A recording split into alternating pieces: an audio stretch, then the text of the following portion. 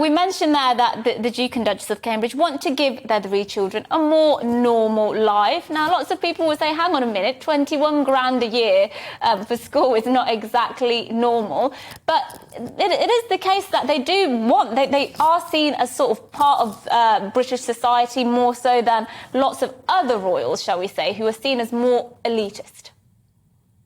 Yes, I think they're much more relatable, aren't they? Which is the way that William has been brought up, and I think Catherine has made that clearer as well. You know, they are quite popular with young people, I think. Yes, it's an expensive school, Lambrook. We wouldn't really expect them to go to the local secondary school, I suppose. It is a private school, but it's one that has the ethos that they very much like. It's very sporting, it's very outdoorsy.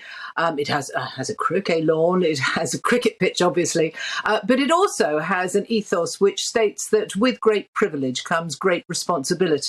And the children there are encouraged to give back to people who are not so privileged. For example, on their annual trip, which recently has been to Sweden, they had to raise £500 per pupil if they were going to go on the trip to give to someone who was less privileged and who could have the same holiday.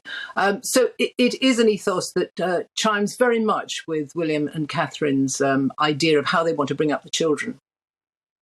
And I understand they're not even going to be having nannies anymore. They're going to be rolling up their sleeves and doing all their parenting by themselves. I'm not at all sure that's true, no.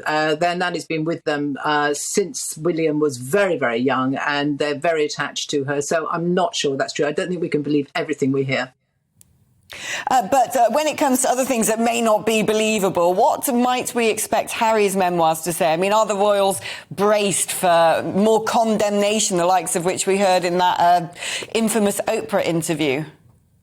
Well, I think the problem with Harry writing his account of his life is that it has eroded trust, really. There is very little trust after the Oprah interview, particularly between William and Harry and other members of the royal family. They don't know what bombshell is going to come next. And trust is something that's very important in royal circles. There aren't very many people they can trust. Discretion is everything. And both Meghan and Harry have demonstrated they're no longer willing to be traditionally discreet about what goes on behind palace walls. So yes, they are fearful of what is going to come out. And yes, it is still, I think, poisoning the relationship between the two brothers who were so close. And it's so sad with the 25th anniversary of Diana's death coming up to see her boys still at loggerheads with one another.